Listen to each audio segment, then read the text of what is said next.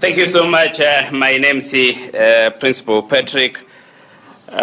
Without wasting time, allow me to ride on the protocol already set. But with that, I want to really recognize the contribution and support as private sectors, what we have received from the PS. Esther Mura, you are really a practical lady. So allow me to let's put our hands together to appreciate this lady. When you hear her talk, she's not talking as a professional from the university halls. She talks as if she's also did her practical skills at Kabete. Now, as you have been told, I'm one of the industry players representatives, but I want to also recognize the other industry players who are here. I know our partner, KNCCI, is already here, CAM.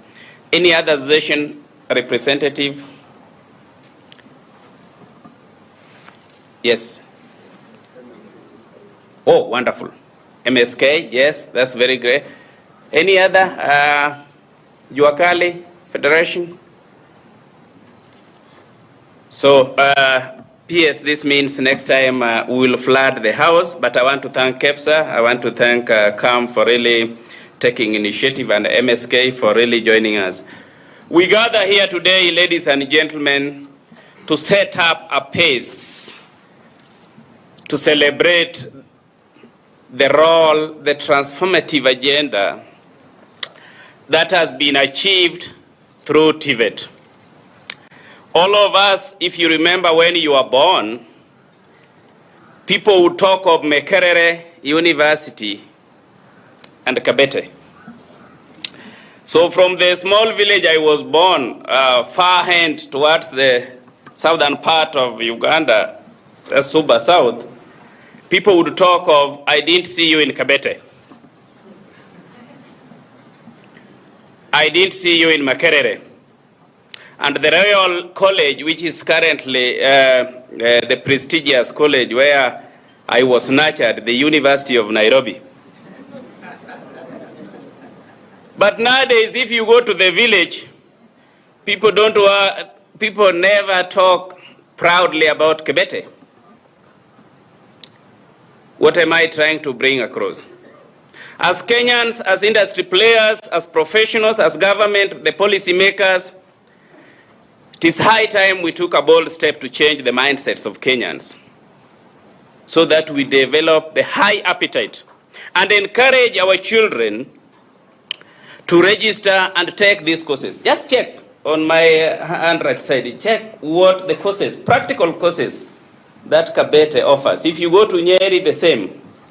If you go to Taita Taveta, the same. Eldoret Polytechnic, the same. Why is it that we are no longer recognizing that we can only develop, we can only enterprise if we invest in the technical and vocational training? Again, as private sector, we gather here today to persuade all Kenyans that as the TVET begins the next century journey, what type of TVET, you can ask your colleague who is seated next to you, what type of TVET do you want to see in the next 100 or the next century celebration? Principals who are here, the policies makers who are here, private sectors who are here, how many have registered their children? Me, I'm talking from the Kabete grounds, and I have 2 here, but I can afford to take them to any university. I was telling him, one is in supply, another one is in mechanical. And I'm the one who brought them here myself. And sorry to tell you, they did not fail because they are bright the way I am. So the mindset begins from you.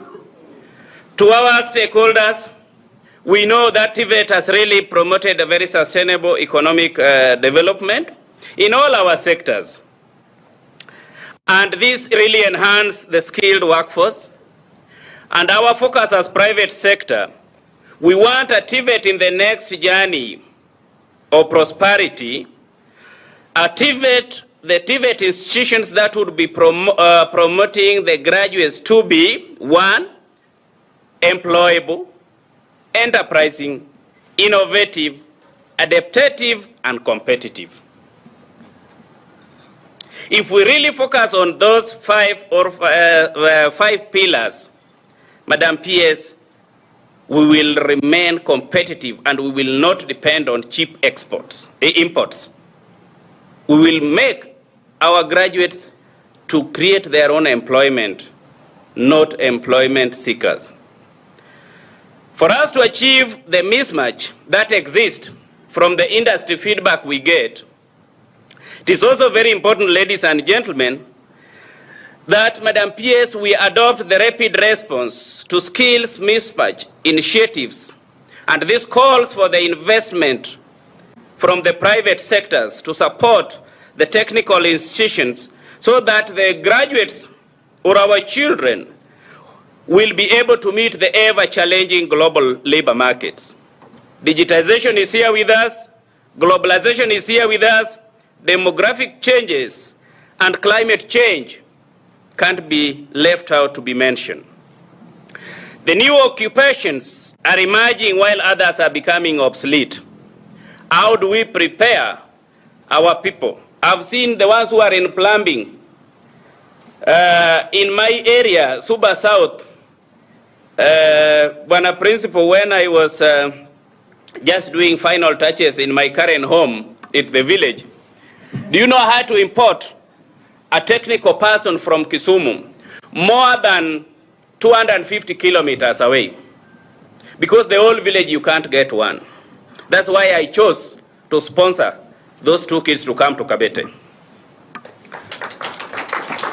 As we make a very momentous occasion of 100 years of TVET excellence, we need to really recognize that we can only develop our industries, make them competitive, make them innovative, make them export ready if we invest in the right policies, if we invest in the right institutions, if we invest in the career path of our young ones.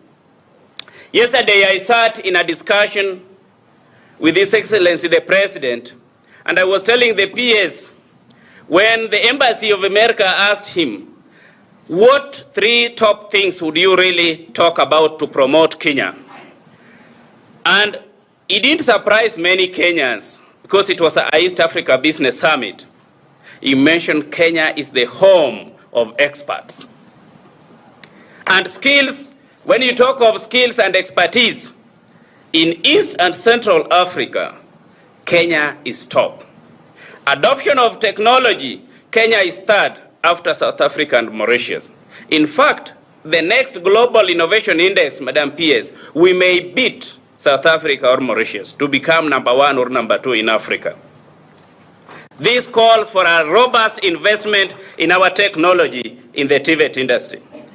As I pen out, Madam PS, I want to really recognize that we must really support TVET to mainstream a very dynamic market platforms with very designed program for the dual training, and industries would be able to offer this space. We must really encourage our industry players to really be able to absorb our graduates, give them opportunity for lifelong expertise so that they gain the practical skills. As Kenya National Chamber of Commerce and Industry, we will remain steadfast to promote the lifelong learning through engaging our key stakeholders. And in this journey of celebrating the TVET at 100, count on our unconditional support. Nurturing a culture of entrepreneurship is very key. We must really walk the talk and engage all key stakeholders, especially the academia world. Research is very key. Let's have curriculums that would be market-oriented and that would prepare our graduates to be innovative and start their own businesses. May God bless you. To the media, take this message to every doorstep that Kenya is the dawn for the skills development.